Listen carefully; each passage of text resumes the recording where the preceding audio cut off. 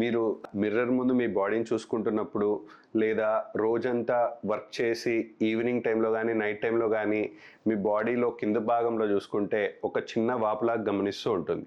ఈవినింగ్కి కానీ రాత్రికి కానీ వాపు పెద్దదవుతూ ఉంటుంది.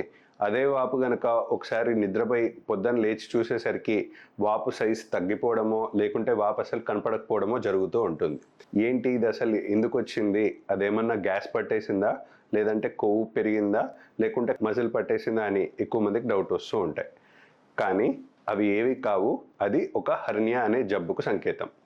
అసలు ఈ హెర్నియా అంటే ఏంటి అనేది తెలుసుకునే ముందు మన బాడీ అనేది చాలా మంచి ఇంటెలిజెంట్ సిస్టమ్ అండ్ ఆ ఇంటెలిజెంట్ సిస్టంలో అప్పుడప్పుడు ఏదైనా జరగకూడదు జరుగుతున్నప్పుడు చిన్న వార్నింగ్ సైన్స్ అండ్ సిమ్టమ్స్ వస్తూనే ఉంటాయి. కానీ ఎక్కడ నిర్లక్ష్యం జరుగుతుంది అంటే అది ఇచ్చిన హింట్ని మనం క్యాచ్ చేయలేక డిలే చేయడం వల్లనే డిజాస్టర్స్కి దారితీస్తూ ఉంటాయి.